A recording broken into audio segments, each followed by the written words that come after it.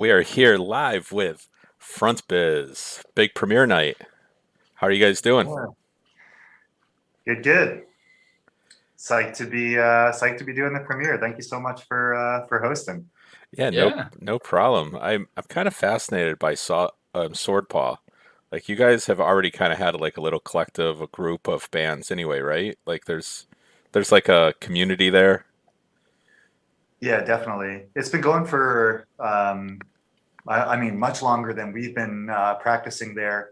It's more or less a rehearsal space out of Oakwood Community Center in Troy, and there's some long-term tenants that use that space, and we started up in 2017 or 2016 maybe, um, and we're lucky enough to get a spot there. It's really great, but yeah, it's a nice little community of bands there. So a shout out to what other bands are there that you guys. It, Let's see. It's just run down the rehearsal schedule, I guess. It's like uh,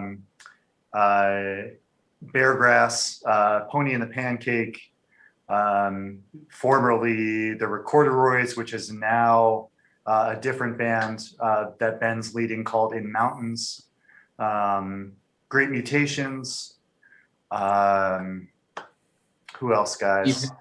Steve I'm Hammond, Steve Hammond and his rabid friends, well, I'll or cut you his guys. rabid children. I'll cut you off, and then that way, if you forgot anybody, it's not your fault. It's my fault that I cut There you you off. go. Yeah, So there you cool. go. So no, I no, when Paul reached out and it's like, hey, do you this and the guys from Sword Paul reached out and they're like, do you want to do something together with Nippertown? I was like, oh my god, yeah, because that list of bands and you guys, there's so much talent.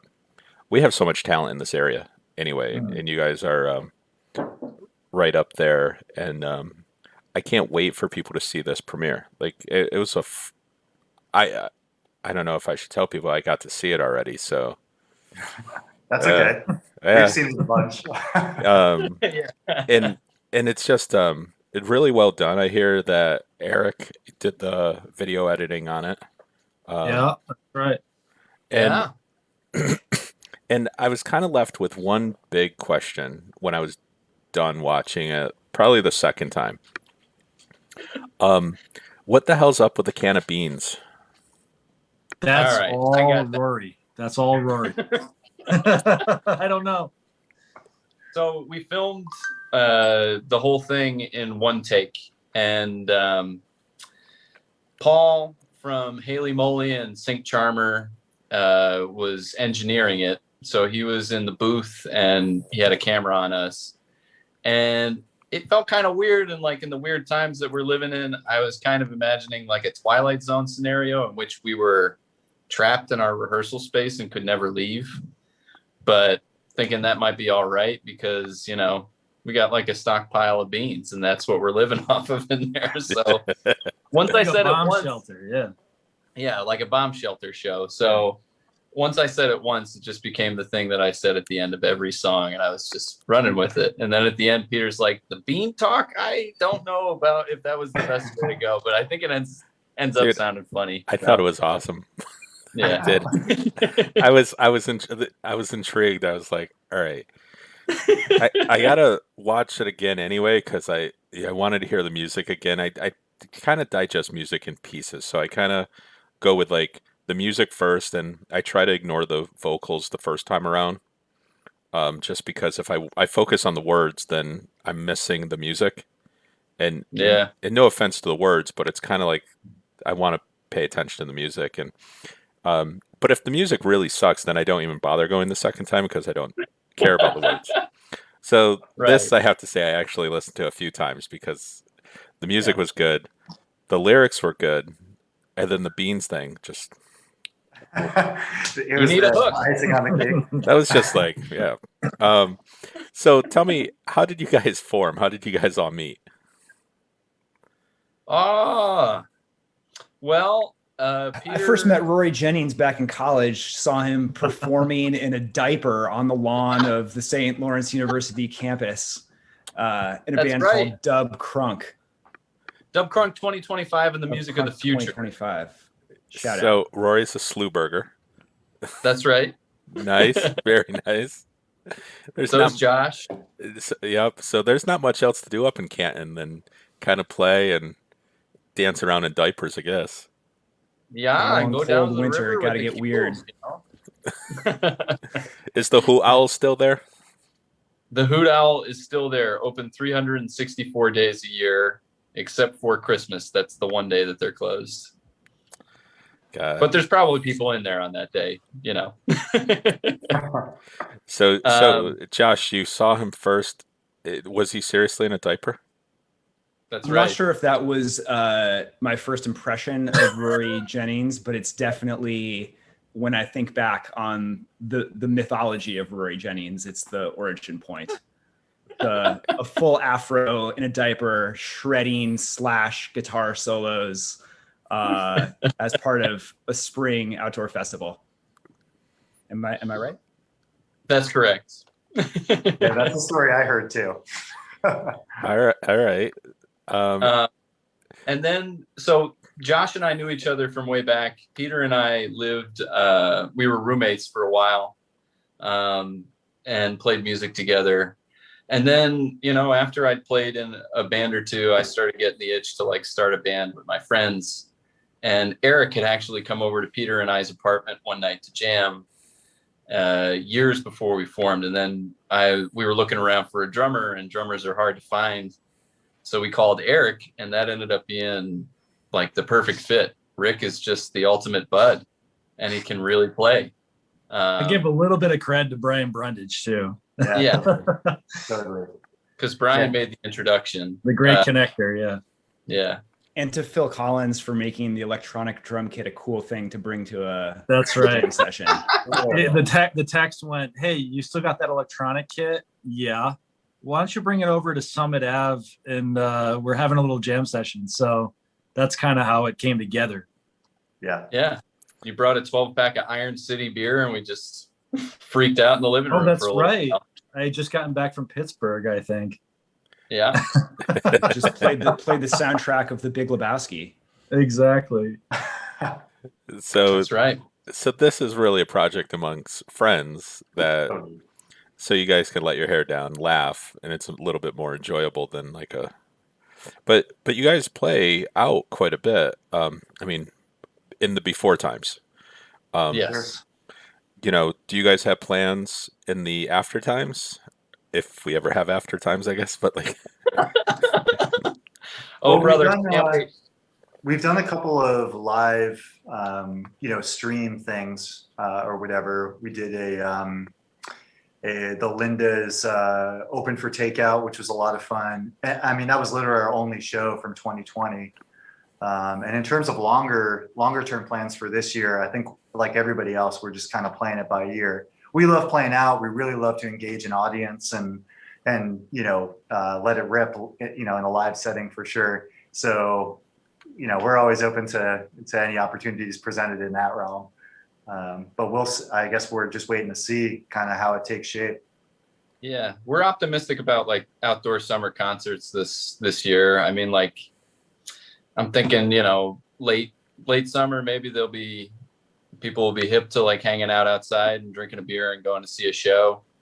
I know it's probably gonna be a little weird at first, but I'm hoping that people will just be excited to go see some live rock and roll again and have fun, because that's the idea of this band. Is like we always just wanted to like go out there and have fun and make sure that everybody in the audience was having fun. So I think that's a good mission for a band. Yeah. I'm going to head out next weekend. Actually, I'm going to head out next weekend just to see what the live scene looks like on opening weekend. I know other bands, like a lot of cover bands, a lot of bar bands have been playing throughout the whole year. But Yeah. Original acts without being able to advertise and stuff, it's kind of been a little harder, a little more difficult. For sure. So what do you guys consider, who do you guys, if you had to tour with anybody, if you got to tour with anybody, anyone, who would it be? Peter, you say it. White Denim, probably.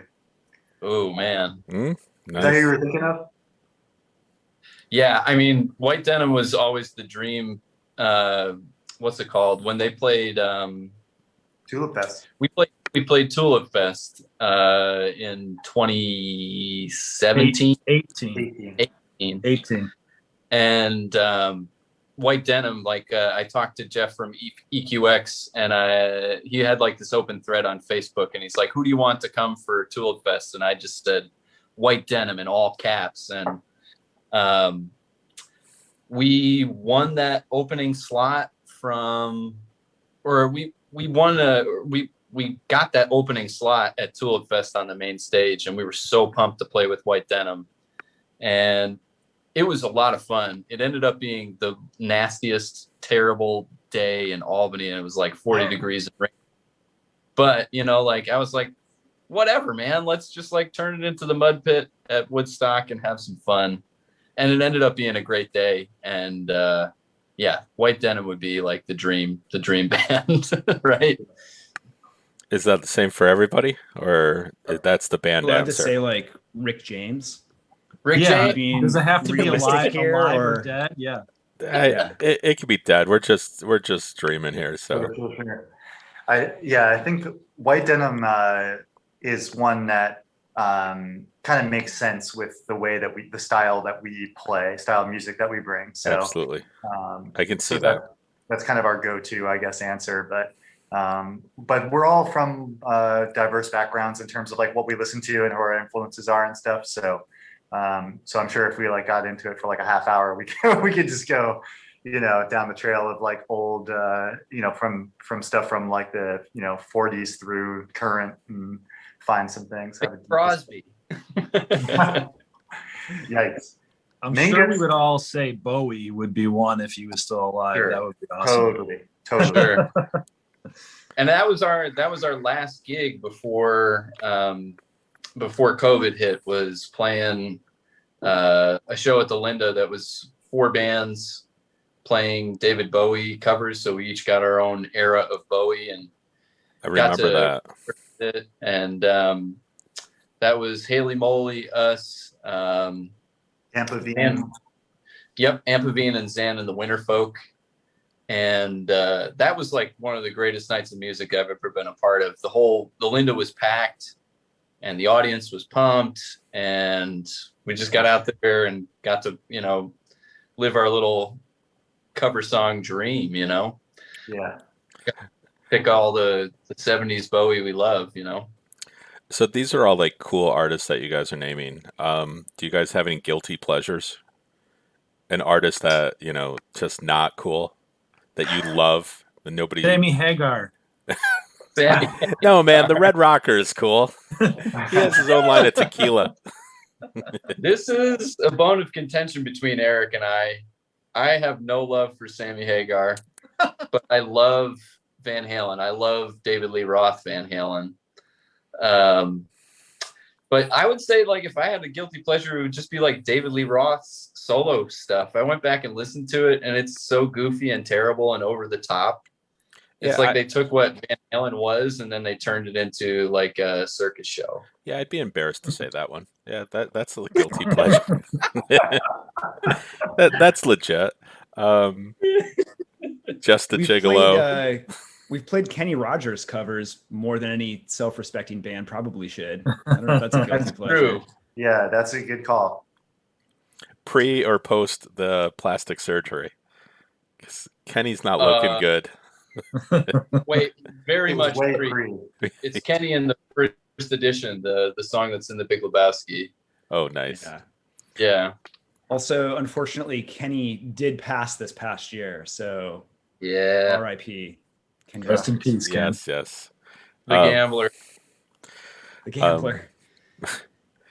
But and then locally, do you guys have locally? What do you guys? I mean, you're part of the One Collective and stuff, but if you guys are going to go out for a show, who do you guys want to go see? Like who around here blows your mind besides Front Biz, of course? I'm just gonna say Battle Axe. who? Yeah, definitely. I've been wanting to play a gig with Battle Axe since they became a band, but that was the before times, and they have a great record right now, and that's on the horizon. Totally. Oh yeah. The Abysmals. the Abysmals. Love those guys. Yep. Guys and gals. We played a couple of gigs. We're also part of Five Kill Records, which is a local. It sort of grew out of Benson recording label. But we played a great show with Levada and Greens, Bruiser and Bicycle, and Nuns. Nuns is one of my favorite local acts. Peter played bass with JoJo in that band for a little while, and JoJo's just got something that nobody else has got, and he plays like really soulful, beautiful, dreamy music, and he's just like, I don't know, he's a genius. He's just out there making beats and constantly creating stuff. And I have a lot of respect for JoJo. That's cool. And Victory Soul Orchestra, Kimono Dragons, so everything Sarah Clark does. Yeah. Yeah, VSO's got a live stream Wednesday, the Palace Sessions. Yeah, can't wait to see that. That was good. I was there for that recording. Cool. They have a new singer to go along with JB, and she did great. Cool.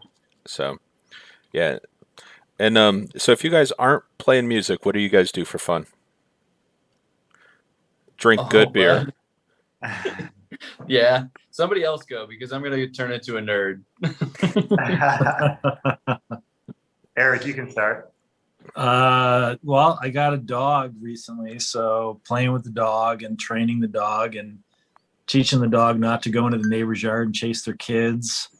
And just yesterday chased a kid into the house, their house. So working on that a lot right now, and so is my girlfriend Anna. So that keeps us really busy, but lots of different stuff. Listening to music, just chilling, drinking beer, whatever. I have to ask, what kind of dog? He's some kind of mix that we rescued. I don't know. He's a everyone says, yeah, he's a bud. He's a good boy. We are big dog people here. We have 2 therapy dogs, and obviously Nipper. So yeah, he's a shepherd mix technically, but I don't know what that means. Yeah, we've been playing around with the idea.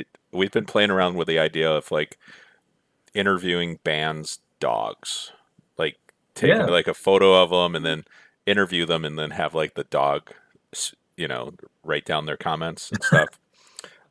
I know it's a little out there, but that's cool. Go for it. Yeah, we need more dog stuff, and that's my goal for Nippertown this year, is to have a whole section where dog-friendly restaurants, parks, things that we can do with your dogs. Because that's really the best hobby, Eric. You win. So kind of my hobby too. Let the dog run around and going out in the woods. Since this pandemic stuff, all I've been doing is like watching birds, studying birds. So I don't know. I used to go out to the spot in Waterford and get lost for like 2 hours and just listen to the birds and stuff like that. It's very soothing. Out in Waterford, have you seen the eagles? Yeah. So those are out on People's Island, and they come to the spot that I used to go to a lot. But it's more hawks and smaller songbirds and stuff. But it's the Canal Trail, the Champlain Canal Trail. Oh yeah, we love that. We found that during the pandemic. Yeah. I didn't realize all those locks. Like, we stumbled upon it on one of our pandemic drives, and it's like, holy shit, this is cool. That was my little church for 6 months. It's like, that was what I did in the middle of the day. Just go walk around for an hour and let the dog get his yayas out and run around and chase stuff and just listen to the birds, man. It was wonderful. I'm learning all sorts of stuff about music just by listening to birds. I could believe that. So Peter or Josh, what do you guys do for fun outside of music? You got it, Josh? Oh man, well, my wife Sonia and I had a daughter this fall, so the past 5 months I've been hanging out with Milu, like hardcore pandemic couch time, baby time. Yeah. Yeah, That's my world. that's like a full-time job, isn't it? It is. It's awesome. Yeah, congratulations on that. Thanks. Congrats, John. Yeah. I have kids and dogs. I still prefer the dogs, but you know, kids Oh, are cool too. Um, Yeah, we're actually we're leveraging Josh's dad status as like now we're officially transitioning to a dad rock band. that's So right. nothing wrong with Yeah, I've that. said it once. Oh, I'll look say at it again. that. It's just Wilco covers from here on out. I got one in mind. Eric, he's beautiful. Is Yeah. that the He boy? just came and sat Is that next the to bud? me. Oh, I Yeah, that's missed the bud. He just came and sat next to me. That's awesome. So, Peter, you're up. What do you do for fun outside of yeah, music?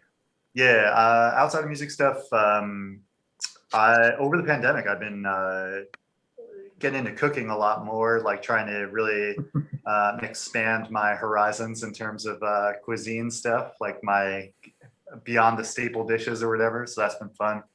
But otherwise, like I'm a real social being, which was tough in the front end of the pandemic for sure.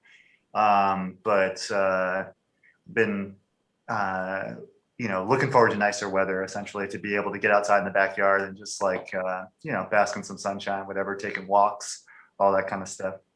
Yeah, we've had a nice little spell the last couple days. Yeah, oh yeah, big time. Makes me ready for outdoor music weather, right? Like I'm like, oh my God, it's nice. Let's do outdoor shows. And then I looked at the forecast, and next weekend it's going to be like highs of 30s and 40, and I was like, fucking I'll get upstate. out there. I played gigs out in the cold. I Yeah, remember the Recorderoys played some Halloween show in front of Slide and Dirty for like their second year anniversary or something. And I was playing a lap steel guitar, and all of our guitars were horribly out of tune because it's freezing outside. We're all like wearing our winter coats and gloves and stuff. And man, you can do it. It's not great, but you can do it. Yeah, the gear tends to look down upon it. Like, It's too cold for this. Yeah. yeah. Um, so you guys are gonna have the premiere, and that's gonna be in a few minutes. Take a moment and tell people what songs you guys. I mean, do you want to tell what songs, or do you want them to be surprised? And what are they about? What inspired them? Like, what are they about to hear? Well, they're all new or not on our debut album, Lunch Bunny, which is available to stream on all the streaming platforms. Uh, so one of them is called The Mac, which is a newer tune that we wrote. And the lyrics of that are kind of catchy one-liners. And the refrain, The Mac, it came to me like right before I fell asleep one night. Peter called it the Mac because the beat that he made in GarageBand sounded kind of like Fleetwood Mac. So I just kind of did like a little lyrical riff off of that. And then the second tune that we're going to play in the thing is called I Want You, which was part of a compilation that we did this year called Upstate Mixtape that was spearheaded by Jamela and my beautiful wife to be Raquel Bello. But it was a compilation to benefit Black artists that perform in the capital region and sort of create a little more equity in the music community.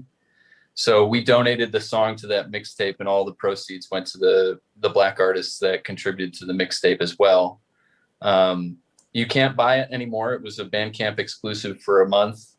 But if you do want to contribute in some way, you should check out Jamela's other project, the Free Food Fridge Albany. Yeah, she made the cover of Time magazine.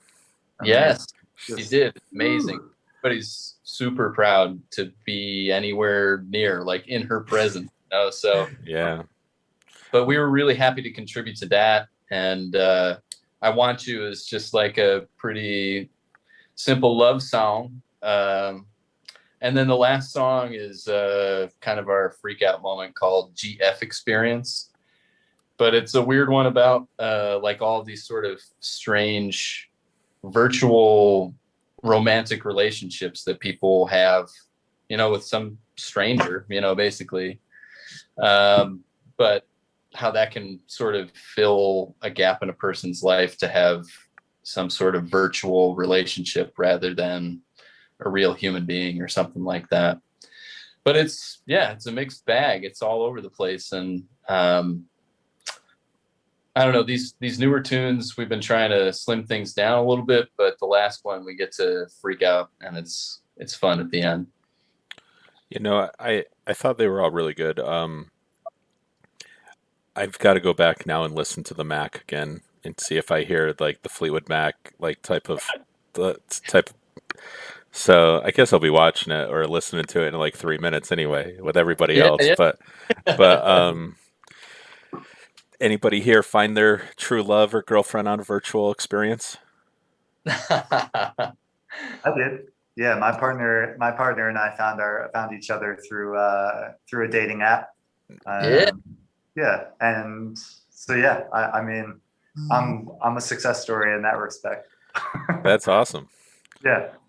And then just to go back to the mixtape thing and what you guys did there, I do want to applaud you guys for contributing to that. One of the frustrating things, and we only have a couple minutes left, but I go to things where they like have all the music people from the capital region together. What they say is all the music people, and Right.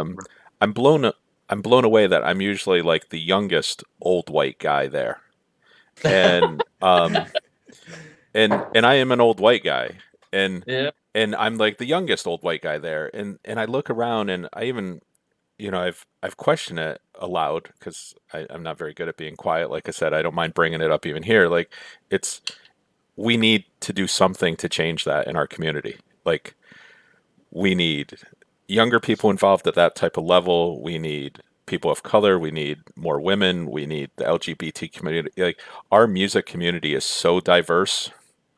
But if you look at the movers and shakers in this community, we look like every corporate board room in America, and Sure. it's embarrassing.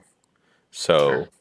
sorry, that was my soapbox, but that was kind of like Hey, amen, Jim. And on that note, people if they're listening to the stream right now, should certainly due diligence and look into the artists that contributed to the mixtape, folks like The Age, Nuns, Pink Noise. Like there are certainly fantastic musicians locally that from all walks of life, but yeah, the best that we can do to bring awareness to those artists who just don't have that same kind of megaphone that we white people of privilege have. The better off we are, I think, as a music community.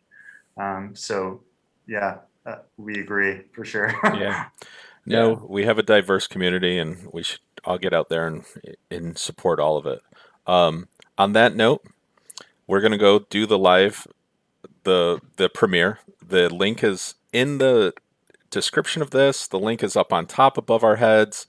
And while you're out there on the bottom, Bandcamp is frontbiz.bandcamp.com. There's one Z in that one. And in Facebook and Instagram, it's Front Biz, 3 Zs. And then their little logo, there's 2 Zs. So I'm kind of all confused to how many Zs. But there they are in plain sight. So you can just type them in. Thank you Just guys. start typing Z's. And you'll find it. Thank you guys for joining me. And enjoy the premiere, man. Congratulations. Wow. Yeah, Thanks. thanks a lot, Jim. Appreciate it. Been fun. Yeah. Rock and roll.